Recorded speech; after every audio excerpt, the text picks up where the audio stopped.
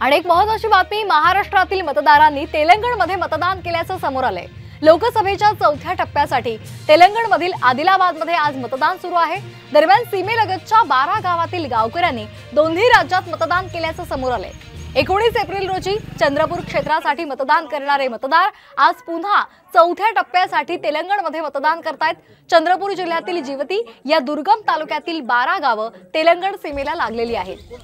तेलंगण सरकारनं सीमेलगतच्या या गावातील लोकांना विविध सुविधा सुद्धा दिलेल्या आहेत आणि आपल्या प्रति सहानुभूती निर्माण करण्याचा प्रयत्न केला।